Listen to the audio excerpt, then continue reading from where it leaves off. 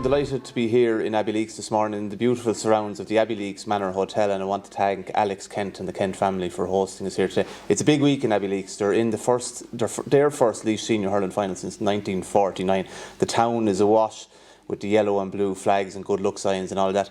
And I'm joined here today by the man who literally wrote the book about Abbeyleix GAA club. And it's a fabulous publication in front of me, Billy Phelan. This is some week for Abbeyleix GAA club. You've never seen Abbeyleix in a final, or can you remember the last time? 1949 was the last year, and I was born in 1946. But no, I never seen it. I never seen that before. The nearest I ever got to it was in two semi-finals, and were beaten in one by Tunnesley and the other by Commerce. Okay. So, and that was. Was that in your time playing? I played in two semi-finals, two senior semi-finals. Now, right, we won a couple of intermediates and things on the way junior, but no, that was the nearest I ever got to it in my time. Right. And the next time I think that they got to a semi-final was in 2014, I think, because they won the intermediate the year before. Okay, right down the Abbeyleix in a replay. You nearly got to a final that beat time. Beat them in a replay. Yeah. And what like Abbeyleix have a huge tradition, and obviously your book goes through to it in a lot of detail. Yeah. What happened that were so strong in the 40s, and then and then just went into the sort of very barren times? They did. They went off the radar a good bit there. In 1940, we'd say up to 1949. That was their sixth county final in a row. Yeah. They won 3 and lost 3. They won 44, 45. They lost the next 3, and then they won 49. But it was an oldish team in 49, and then they won a minor in 48, and they won a minor in 51, and a junior in 51, and then the junior was the second team, obviously, was it? In 51. Second team in 51, And then some of there was emigration, and there was all sorts of things came into the equation, And that sort of went downhill from there, and lads transferred, but it went seriously downhill then for a good few years. They tried to compete at senior level, but they weren't able to make the breakthrough on it. It must have been always like a source of frustration, because Abbeyleix is a decent sized town. You're coming up against smaller areas. The likes of Clonad were strong at different times. Camross were strong non-stop from that year onwards. That's true, yeah. But was there a sense that Abbeyleix were underachieving all along, or are you? I'd have a sense that you're a bit of a sleeping giant. Yeah, I'll quote a little thing that Fintan Welch wrote one time. Fintan Welch actually hurled with him in the 50s. Yeah. Fintan Welch, famous footballer. Yeah, he actually hurled with him, and he wrote somewhere, I read it, that Abbeyleix, they were grand hurlers and they were lovely lads, but they wouldn't train. Right. Okay. They wouldn't train. Laziness set in. And that continued for a long time. And even in my time, I seen a good bit of that going on too. But anyway, they went downhill. But then there was a bit of a recovery. Then later on, an awful lot depended on the school. Yeah. If you had a good teacher in the school that was interested in hurling, and they brought on juveniles and they came along. I would have went to the Patrician Brothers up here, and we had a brother Alvin. Yeah. And in 19 he was a Cork man, very interested in the hurling, and he under him we in 59 we won under 12 and under 14 championship, and the following year they won the same in 1960, and I was on the 1960, and that progressed on then gradually, and we won the following year. We won under 16. In 1963 we were back then. We won a minor championship, and that was the first. That was a big thing, That was a big thing. It was the first thing happened, we'd say, from 1951 up to we won a championship. We were beaten in the final in 64. By Portlaoise by a point, however we were. Right, minor final, So you won a Leinster minor hurling final with Laois in 64. You're obviously captain on the back of winning it with Abbeyleix the year before. Abbeyleix won it in 63, and then they had a captaincy, and I captained the team in 64, and we won the Leinster final. Yeah, we got no trophy, but I know it's a whole different story. We got no cup. We got no. Are you the only one that ever that won a Leinster final and didn't get a trophy. Well, I think it was fairly for a record, all right. All right. But I don't know what happened. The cup, but there must have been a cup around Croke Park somewhere. And give us a bit of honour around the field or something. You wouldn't mind what trophy it was. Any trophy would have done. Anything at all. Give it back after the match or whatever. Anyway, you played minor football for Laois as well, did you? Same year actually, the same year. But you see, there was about six of us that I was on the minor hurling team, on the minor football panel as well, you know. And the following Sunday we were out against Offaly in the Leinster final as well. Offaly beat us by a point, by the way. And a lot of them lads went on and won the All-Ireland. Offaly went on to win the All-Ireland, and a lot of those lads won senior All-Irelands. They won 121 on senior, most of them, Willie Bryan, Tony McTeague, Martin Furlong, all them, they were all on that Offaly. In the early 70s, or I won seniors in the early 70s, they did. And you played in an All-Ireland minor hurling final. You nearly didn't get off work for that one. No, I didn't. No, I was going to go. I was going to go, and I wasn't going to go back. You know, I didn't care. You know, it was difficult because I was only after starting in a new job. You know, and I didn't know the staff and didn't know anyone much. You know, and a lot of them then wanted to go to the All Ireland. You know, and it was difficult enough. But eventually a fella stood in and he said, "Sure, I'm not off yet." No, I was working Saturday. You know, and not off yet. And I said, "I'm going anyway." You know, so fair play to him. He stood in. And you just explain to me where you worked. You worked in. I worked in St St Finniss Hospital in Port, and you worked there for the rest of your career. You could have been gone. No, I could have been gone out. I said they mightn't have let me go, but you know, it wasn't. There wasn't that much thought of it at the time, you know, and it was in a strange place, and it was a lot of lads from other counties and different things there. They didn't care. You know, Offaly lads and different lads, you know. They didn't care. Didn't mind. But you went and played the match. You were badly beaten in that All Ireland final. We're seriously. I've nightmares about that still. There are nightmares about the build up to it. And we were badly brought out for it, you know, no training sessions, and we won a Leinster final without any collective training, you know. We're a good team, but some good players, we say. But what you achieved was in spite of yourselves rather than because of what you put into it. That's true, But going back to the reason, there was about 5 Abbeyleix lads on that panel, you know. But Abbeyleix have always had that decent representation on Laois teams, even when the club might have been particularly strong at different times. But you've all right through the 80s, and that was always Abbeyleix lads playing. There was always a few there hanging in there. There was. They always had a few there, but you could never get enough of them. We had some nice teams, but you'd have 5 or 6 very good players, and then you'd be scraping the barrel a bit, and you know, between immigration and lads working in Dublin, and lads had no transport around at the time either, you know, when they went away. There's already young lads now that have even going to third level, they have their motor cars and they can drive down, and you know, it's a different story now, you know. Abbeyleix is a funny sporting town though, like, because there's not too many towns that can say they have a hockey club, a tennis club, a soccer club, obviously in GAA a golf club. So there's serious sporting competition in Abbeyleix, not just for young players, but I suppose for mentors and coaches and club officials, if there's that level of distraction there. That's true, and it's serious drawing it all right, But you mentioned there early on, I mean, it is, you say it's a big town, it's not that big a town really, and there's not much in it. I mean, there's no employment much around the place, you know, the spirit factory up there all right, you know, but and then you're seriously surrounded by other clubs, you know. You have Ballypicus 3 mile out road, you have Shanahoe. Both Ballypicus ground and Shanahoe ground are in Abbeyleix Parish, you know. And then you have Court out the road, and you have Duran. Not far, you're being you know, from all sides, from all sides there, Just before move on, Abbeyleix have a very strong football tree. You were telling me that for the first 30 or 40 years, Abbeyleix is steeped in the history. The first ever county convention was in Abbeyleix. The first president of Laois GAA was from Abbeyleix. That's right. A lot of the games were in Abbeyleix. They were. But it wasn't that pitch up there then. It was that was a different story, you know. That was a sandpit one time, you know, and it was a dump, you know. But no, up to 1920, they had 9 senior football championships won up to 1920, and they were the first team, the first club team in the county to win 3 in a row. That could come up a question now. But Abbeyleix first team to represent Laois, I'm sure, in the All Ireland as well, because they were represented by club teams in the early years of the association. No, am I wrong in that? Sorry, said I again. Didn't Abbeyleix represent Laois in the inter-county championships in the early years of the association? Well, you see, in the earlier years then it was the club that won the championship that picked the county team. Ned McAvoy, of course, was in 1915 when Laois won the All Ireland. Ned McAvoy was the Abbeyleix representative on that particular team, you know. So. After obviously you played underage and that with Laois, and then you played senior with Abbeyleix throughout when did you finish up? Like you played those teams that were beaten in senior semi-finals. I didn't finish yours. I stayed on too long. I always thought I was a senior, but I hurled up into the 90s, you know, and then I hurled with the county over 40s. That was enjoyable enough, you know. Enjoyed that crack, you know.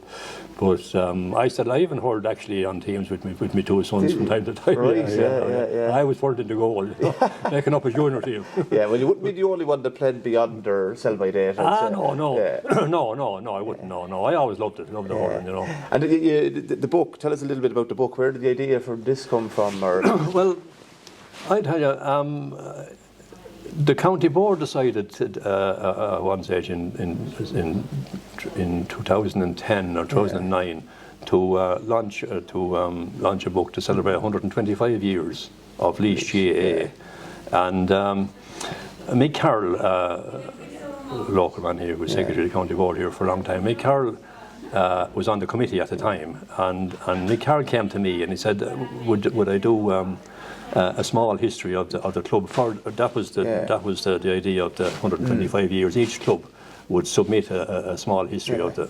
And Mick Carroll asked me would I do the Abbeyleix one, and I said okay, yeah. And I done maybe 7 or 8 pages maybe, but and that included photographs, just photographs. And then after that being launched by the county board, I said there's a lot more to this club than 7 or 8 pages, you know. So I got into my head, I'd love to do it, you know. And I started off doing a bit of research, and it was a lot bigger than I thought it was. So eventually, anyway, I've done a lot of research. That's going on for over 10 years, you know. Going to the library and you were starting from scratch, like more or less. Like there had been no previous publication of note. No. There was a small little thing, a little bit of an addition to me there. A small little thing. Then in 1954, there was what do you call it? There was a thing. It was all over the country. I can't think of it now. And the club, Paddy Lawler, I think, and a couple more got together, and they done 5 or 6 pages going back over. That was a bit of a help. I can't think of the book now. But each club in the town put in a little insert into it, you know. We'd say the golf club and the tennis club, and they all put in their little bit into it. So I snatched a little bit of the GA stuff, a little bit of the GA club. But I would probably have known most of it anyway, you know. But it's serious work on putting together, and it's fine. Like you literally go through it year by year in the club. You've profiled many players, families. There's a whole load of great pictures in it. There's songs, poems, everything a real labour of love. It was, yeah. I mean, when I got stuck into it, I was going to do it to the best of my ability. Now, people would say you left out this, you done that, but it certainly wouldn't be intentional, you know. And I did it as best as I could possibly do it, you know. And I'll have to say, Alex Stenson right down here was a great help to me, you know, because he was after doing his, and he said, "Sure, I'll have a look over that." You know, he really put it together. Yeah, fair play. I did. Well, it is wonderful to have it for the record. You say at the end of it. Actually, as with the St Lasarien, first of all, it's the one that gets me. I never hear anyone saying, "Come on, St Lasarians." No. Do you ever hear them saying that? Like, no, you don't. You don't. That came. They called it St Lasarians in 1909. Okay. They see there was a hurling club and a football club, which is basically the same fellas, but they had their own little separate committees. Yeah. And then at AGM, it was said that they united two of them and have them do one, you know. Yeah. And they called it St Lasarians club. Yeah. So. Yeah. And then, of course, I reckon that they're spelling it wrong anyway. I read that little bit about it. Which is interesting. Where does the Fung come from? You see the signs. Well, that's a sort of a strange thing enough. And Paddy Lawler, that was never back in my time. I never heard much about that. But Paddy Lawler, they got into a final in 2009 or something. This thing came up, a big sign up the Fung, you know. Yeah. Paddy Lawler questioned it. No, he thought it was a curse word. Yeah. But if you do you know what a fung is? I don't know. Well, I'll tell you what it is. It's a leather lace. It's a lace, and people used to lace their football boots with it one time, you know. And then when they remember the old footballs, then there was a bladder in it, and that was laced with it was a very fine leather lace, very fine. And if you were talking to the old people around Abbeyleix, and even outside Abbeyleix, they'll say Abbeyleix. They won't say Abbeyleix. They'll say, come on, you're from Abbeyleix. You see the lace, the lace came into it. Yeah. You see, and then they said, then they call it a fung. The fung is a lace. You see, and then they call it Abbey Fung. Yeah. And says, come on, the fung. That's the. Then they say, come on, the fung. Now, then there's a little bit of a story now too. Some fella, a cobbler here, used to be repairing hurling balls and football boots, and he said, you're playing for the Fung. You're playing for the Fung Sunday, you know. Right. But that's and I laugh at the cold little thing. You mightn't record it, thing around here. You ever get a Fung in the what? You know, that'd be a kick of a football. You see. Brilliant. But I do see the signs. I do see the signs. And the other thing you say at the very end of the book, and you're having a launch of it, I'm sure. I'm only after seeing a sort of a preview or a sort of an early. No, it's not launched yet. But it's an absolutely brilliant publication, and every club should have one or should update one. But you say you have 3 wishes. You might tell us the 3 wishes you have for Abbeyleix GAA. Well, I'm not sure I put in one. One of them is to finish the book. I'm not sure. I may not have put in that one. I don't think that's in it. But that's done. That's done now. To win this, I'd love to see them win the senior county final in my time. I'd love to see them win in the senior county final in my time, and to have a pitch of their own. That's what I'd and you want someone to keep updating the book. Definitely. It should be done every 10 years when it's fresh in people's mind, you know, and not be going. Because there is great history and great love of a club and the connections and all that.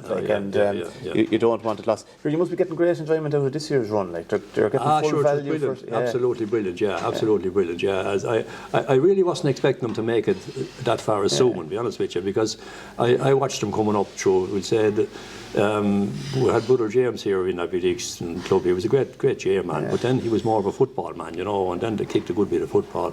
And then Aidan McAvoy came in here as principal, you know. James retired, and he done tremendous work there. So he put a lot of the current lads and through their paces in primary school. And he retired last year. He retired last year. He didn't do maybe a terrible lot for himself, but he brought in Peacock and he brought in Paul Shea and Anthony Coffey to coach in the school, and they won. This is where I could see it coming through. They won six coming to Mun schools in a row, you know, and they're all coming through now. You know, you will get dropouts, you know. But I will admit then, for them coming to Mun schools, then you had a couple of lads from Ballacalla. You had the Broderick and a few of them coming in from Ballacalla. Bill Duggan was a great lad on those teams. Yeah, that's right. Because their mothers were actually teaching here at the time, so they brought in their own kids. So they were part of the coming to Mun schools.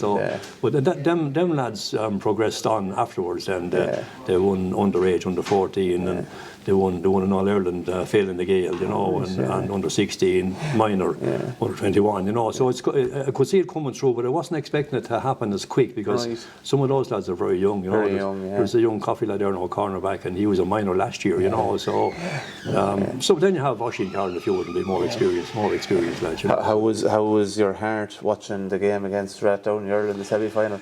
I thought the extra time. I thought they might fall apart.